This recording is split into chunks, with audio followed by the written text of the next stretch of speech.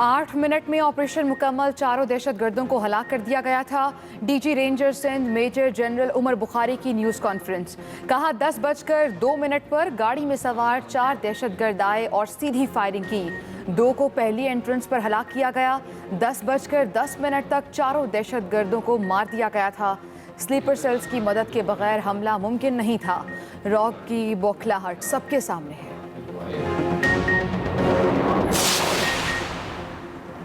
Pakistan stock exchange हमले में मारे गए दहशतगर्दों का पोस्टमार्टम मुकम्मल।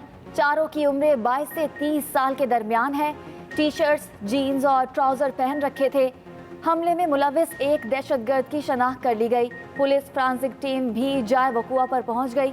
गाड़ी का मुआयना, डाटा हासिल कर लिया गया। गाड़ी का रजिस्ट्रेशन नंबर BAP 629 जाली निकला।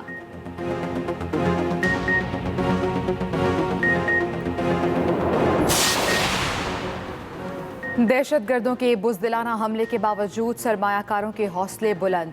पाकिस्तान स्टॉक मार्केट मुस्बत जोन में आ गई। इंडेक्स में 105 पॉइंट्स के इजाफे से 34,000 की नफसियाती हद बहाल। 100 इंडेक्स बढ़कर 34,045 पॉइंट्स की सतह पर आ गया। चेयरमैन SECP भी हुकाम के साथ मुसलसल राबते में रहे। पाकिस्तान स्टॉक एक्सचेंज इंतजामिया का बयान जारी। इंतजामिया के मुताबिक ज़राए स्टॉक मार्केट के मुताबिक हिस्सेस की ट्रेडिंग एक लम्हे के लिए भी मुअत्तल नहीं हुई।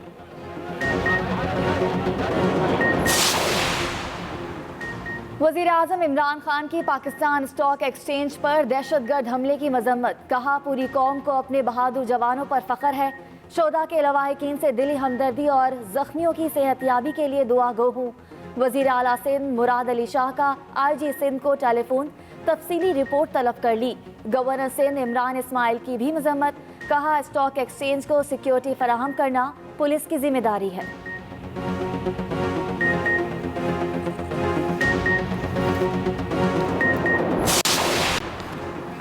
कौमी असम्बली का बजट इजलास जारी। चेयरमैन पाकिस्तान पीपल्स पार्टी ने वज़ीर आज़म से माफ़ी मांगने का मुतालबा कर दिया। कहा वज़ीर आज़म मईशत की तबाही का एतराफ़ करें और सबको साथ लेकर और मुल्क की बेहतरी के लिए काम करें। दूसरा ऑप्शन ये है कि वज़ीर आज़म इस्तीफ़ा देकर घर जाएं और किसी काबिल बंदे को आने दें। बिलावल भुट्टो जरदारी ने मजीद कहा कि बजट पास होने से पहले ही अवाम पर पेट्रोल बम गिरा दिया गया।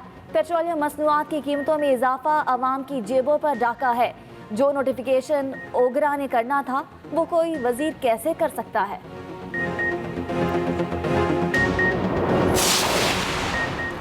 बिलावल की तकरीर पर विफाकी वजीर मुराद सईद की जवाबी तकरीर। चेयरमैन पीपल्स पार्टी उठकर चले गए। अपोजिशन अरकान का भी वॉकआउट।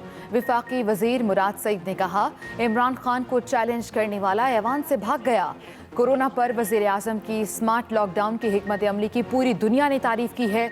विफाकी वजीर हमाद अजहर ने कहा हमने 2 बड़ी माफिया का मुकाबला करके इनको इक़्तिदार से बाहर निकाला। शुगर माफिया, IPPs माफिया, आटा माफिया और PIA में मौजूद माफिया का मुकाबला भी करेंगे। शायद ही कभी पाकिस्तान में टैक्स फ्री बजट आया हो।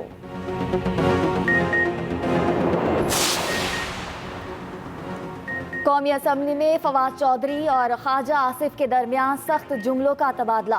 ख्वाजा आसिफ ने कहा मैं आपसे मुताल्लिक बोला तो ऐवान में बैठना मुश्किल हो जाएगा, तो आप कानों को हाथ लगाएंगे। फवाद चौधरी ने जवाब दिया हमने बात की तो आपका सियालकोट जाना मुश्किल हो जाएगा। ख्वाजा आसिफ की बात पर फवाद चौधरी अपनी नशिस्त पर खड़े हुए। ख्वाजा आसिफ ने माफ़ी मांगने का मुतालबा किया। कहा माफ़ी मांगे बगैर ऐवान की कार्रवाई आगे नहीं बढ़ेगी। शाह महमूद कुरैशी और परवेज खटक ने फवाद चौधरी को नशिस्त पर बिठा लिया। हुर्रियत रहनुमा Syed Ali Geelani all parties Hurriyat conference की चेयरमैनशिप से मुस्ताफ़ी। ऑडियो पैगाम जारी कर दिया। कहा कुल जमाती हुर्रियत कॉन्फ्रेंस की मौजूदा सूरत हाल को मद्देनजर रखते हुए इस फोरम से मुकम्मल अलहदगी इख्तियार करने का ऐलान करता हूँ।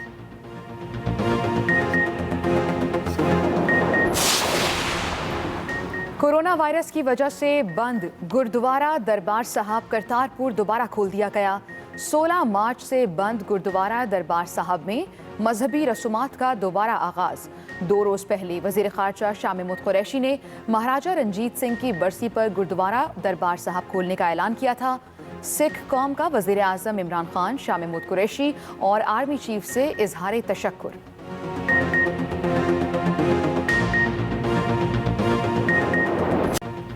पाकिस्तान में कोरोना केसेस की तादाद 2,06,512 हो गई।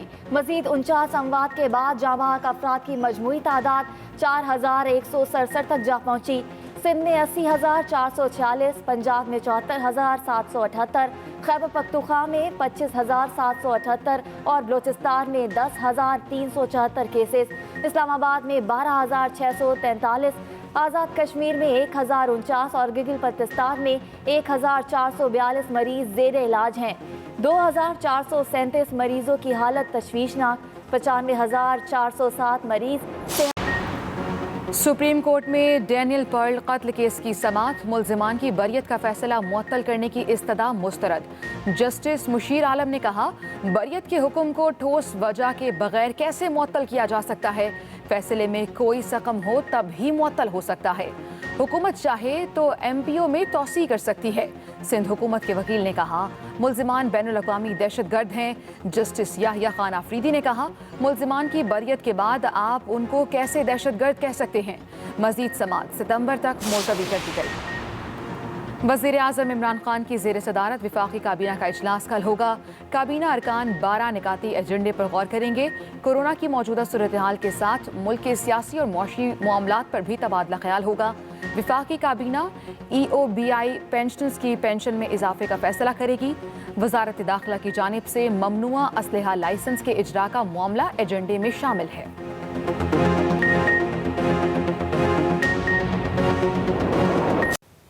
अभी आपको बराह रास्त लिए चलेंगे। कौमी असम्बली का इजलास जारी है।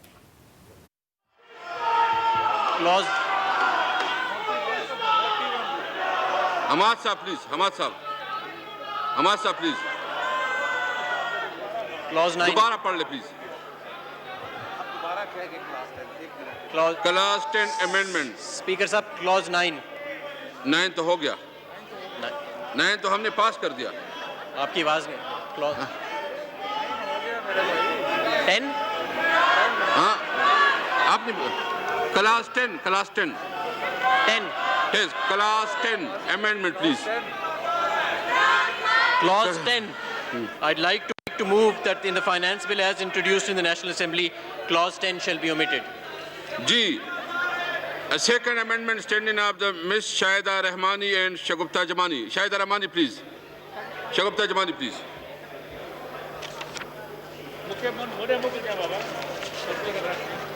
Shagufta Jamani.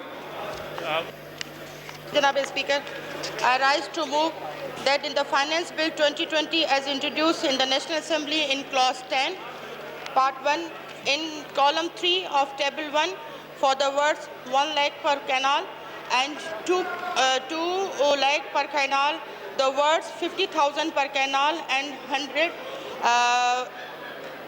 per canal should be substituted respectively. Number 2, in column 3 of table 2, for the words 20. आगे बढ़ेंगे। रेंजर्स, पुलिस और सिक्योरिटी एहलकारों ने बहादुरी का मुकाबला करते हुए कराची में स्टॉक एक्सचेंज पर दहशतगर्दों का हमला नाकाम बना दिया और 4 दहशतगर्दों को मौत के घाट उतारा। दस्ती बम हमले और फायरिंग से 1 पुलिस अफसर और 3 सिक्योरिटी गार्ड शहीद हुए। तफसीलात बताएंगे। साथ से लेस दहशतगर्दों ने खून की होली खेलने के लिए हमला कर दिया, मगर पुलिस और रेंजर्स ने बड़ी जुर्रत से दूबदू मुकाबला करते हुए 4 दहशतगर्दों को मौत के घाट उतार दिया। इसी हवाले से मजीद तफसीलात जान लेते हैं अपने नुमाइंदे साजिद रौफ से। जी साजिद रौफ, आगाह कीजिएगा। जी बिल्कुल, देखें इस वक्त हम पाकिस्तान स्टॉक एक्सचेंज के अंदर मौजूद हैं। दहशतगर्दों का जो हमला था उसको मुकम्मल तौर पर नाकाम बना दिया गया है। हम उस जगह पर मौजूद हैं जहां पर दहशतगर्द पहुंच चुके थे। अगर आप मेरा कैमरामैन आपको दिखाए तो वो गेट सामने नजर आ रहा है, पुलिस की मोबाइल खड़ी हुई है आगे। उसके साथ वो वहां से पहले रुके थे गाड़ी में सवार होने के बाद।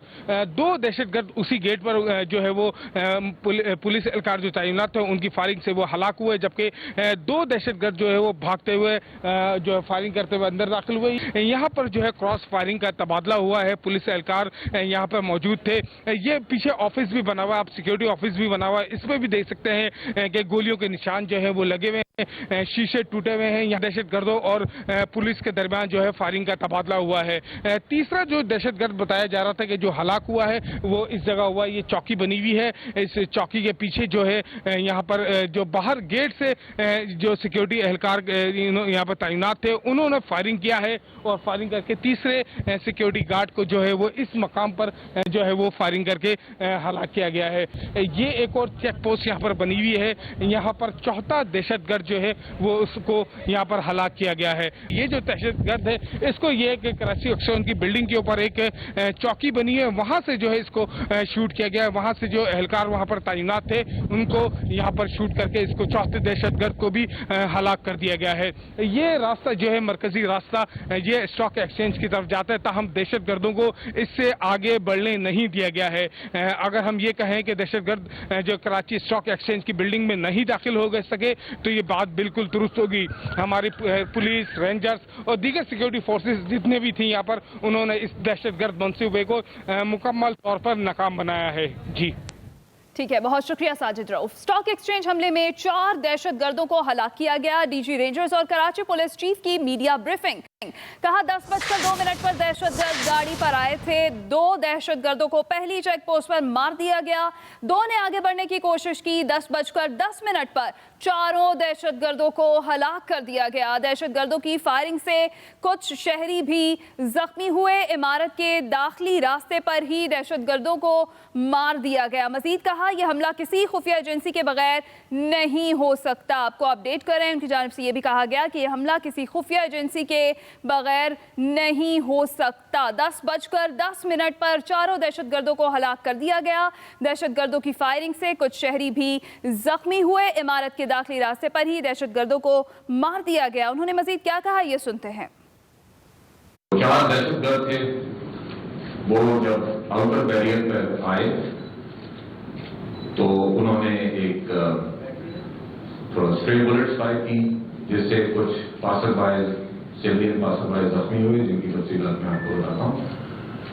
और जो फर्स्ट विकेट थी हमारी उधर से एंट्री की कोशिश की। एक बहादुराना मुजाहरा था उन सिक्योरिटी से मामूल उन जवानों का जिन्होंने 2 दहशतगर्द को पहली ही एंट्रेंस पे मार गया और 2 आगे की तरफ रवाना हुआ। इस प्रोसेस में एक जो पुलिस सब इंस्पेक्टर थे वो शहीद हुए, जो कि आउटर पिकेट के ऊपर थे। और जिस तरह बाकी 2 दहशतगर्द आगे आए तो ये अगले 5-6 मिनट में रेंजर्स, पुलिस और सिक्योरिटी के बाकी इदारों ने उनका मुकाबला किया। फायर एक्सचेंज हुआ और अल्हम्दुलिल्लाह 10:10 पे बाकी 2 भी मारे गए। और इस तरह जो पाकिस्तान स्टॉक एक्सचेंज की बिल्डिंग थी उसके अंदर वो दाखिल नहीं हो सके। वो जो एंट्रेंस रोड है उसी के ऊपर ये 4 मारे गए। दहशतगर्दों के हमले को नाकाम बनाने वाले पुलिस जवान का कहना है कि दहशतगर्द इमारत के अंदर घुसकर ज्यादा नुकसान पहुंचाना चाहते थे। ड्यूटी पर मौजूद पुलिस एहलकारों की बरवक्त कार्रवाई से अपने मजमूम इरादों में नाकाम हो सके। मेरी ड्यूटी गेट पे थी, जैसे गाड़ी से निकले उन्होंने फायरिंग शुरू कर दी। पहले जो अंदर आया उसको मैंने शूट किया तो उन्होंने उनको बोला भाई वो एक और भी बंदा यहाँ पे जिंदा जो हमें शूट कर रहा है। चुप गए, तीनों ही चुप गए। मैंने फायरिंग बंद कर दी। उसके बाद 2 अंदर आए, उन्होंने मेरे को नहीं देखा, वो अंदर चले गए। तीसरा बंदा जो पीछे आ रहा था उनको कवर देके उसने मेरे को देख लिया। जैसे उसने मेरे को देख लिया मैंने उसको शूट लगाई गोलियाँ तो उनको लगी। 2 आगे चले हैं। एक ग्रेनेड फेंक रहा था, दूसरा जो है फायरिंग कर रहा था। उससे आगे और आगे से भाइयों ने। तुम्हारे साथ और कौन कौन था? 2 जो जख्मी हुए हैं वो क्या नाम है उनका? इम्तियाज अली शाह और शहजाद अहमद।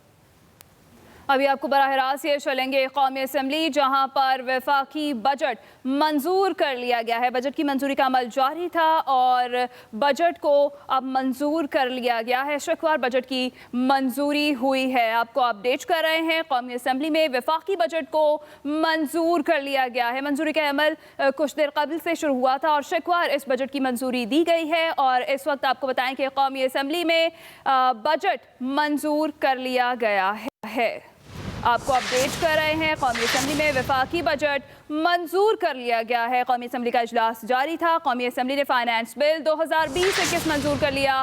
कौमी असम्बली ने फाइनेंस बिल 2020-21 मंजूर कर लिया है। कौमी असम्बली में बजट मंजूर कर लिया गया है। आपको अपडेट कर रहे हैं। कौमी असम्बली का इजलास जारी था जिसमें बजट की मंजूरी हो गई है और कौमी असम्बली में बजट मंजूर कर लिया गया है। कौमी असम्बली ने वफाकी बजट 2020-21 मंजूर कर लिया है। आपको अपडेट कर रहे हैं। कौमी असम्बली के इजलास में बजट को मंजूर कर लिया गया है। कौमी असम्बली का इजलास कुछ देर कबल शुरू हुआ और कौमी असम्बली के इस इजलास में वफाकी बजट 2020-21 मंजूर कर लिया गया है और शिकवार बजट की मंजूरी का अमल जारी था। और अब आपको अपडेट करें कि कौमी असम्बली में बजट मंजूर कर लिया गया है। कौमी असम्बली ने वफाकी बजट 2020-21 को मंजूर कर लिया है। कौमी असम्बली में बजट को मंजूर कर लिया गया है। कुछ दिन कबल ये बजट पेश किया गया था वफाकी हुकूमत की जानिब से, जिस पर